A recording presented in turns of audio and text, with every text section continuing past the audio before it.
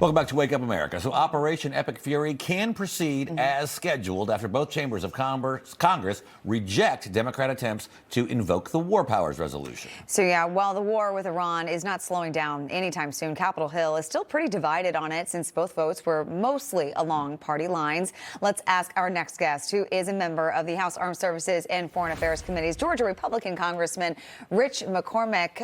I'll start with this. I just want to get your reaction to the chamber rejecting its War Powers Resolution 219 to 212, including 4 Democrats voting against the bill. What did you make of this? Were you surprised at all? Not surprised one bit. I think most people realize what a threat Iran is. We live in a different time now. It used to be we could take our time. It was all conventional. Now you have weapon systems that could be created at 100 per month that could do precision targeting, that could carry all kinds of payloads. We were only able to produce about 7 anti-drone missiles per month. In comparison, we're going to be overwhelmed very soon. And when you look at their posturing with their pursuit of nuclear arms and what that could mean to not just the region, but the world stability, this is a regime that we had to take out now. I've been saying for years, actually, I reckon the Biden administration, if they shoot at your Navy, sink their Navy. Right. If they're killing Americans with their drones, destroy their production of drones. This is a dangerous weapon, and we've been at war with them for essentially 50 years now. So, Congressman, you're also a veteran of the Marine and Navy, and it's remarkable that these votes on the War Powers resolutions were largely bipartisan. How can Democrats not support our troops and stand against a terrorist regime, to your point, that we've been fighting for 50 years? They want to make this into a procedural issue. They want to pretend like we're avoiding the Constitution. But if you look at what we've executed in the past, whether it be Bosnia and Herzegovina during Clinton, all the attacks we've done, I don't think there's been a president who hasn't attacked a foreign nation due to something nefarious since I've been alive anyways. I remember in the 80s when we bombed Libya. I remember when Obama went after different countries to embassy issues. This is not a isolated issue. This is something that we do to exert our power and our influence around the world when people step out of line and actually threaten Americans.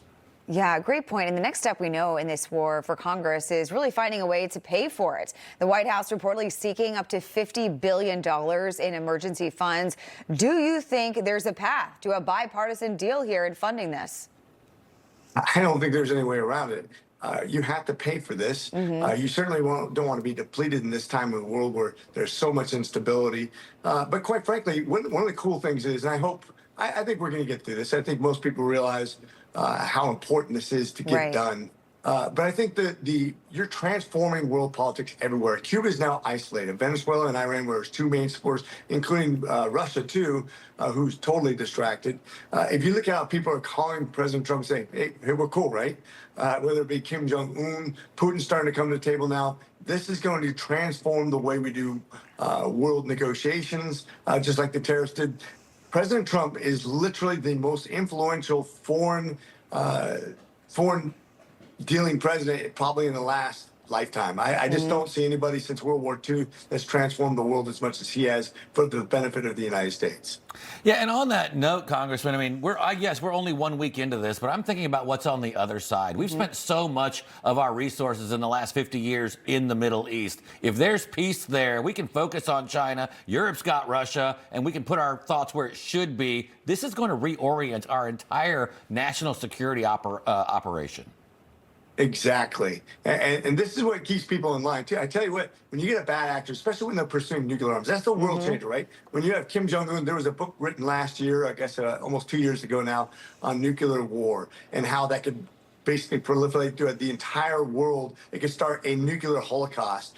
These are not things to be trusted to an autocratic theocracy. People who believe in a religion or a form of religion where we can be destroyed. We can be wiped off the face of the earth, and it's okay. It's actually moral for them, where they negotiate in bad faith, where they can lie to us on purpose, and that's considered moral in that form of religion. It's not a good solution. All right, Congressman Rich McCormick, thank you for joining us this morning. Have a great weekend. Thank you. You too.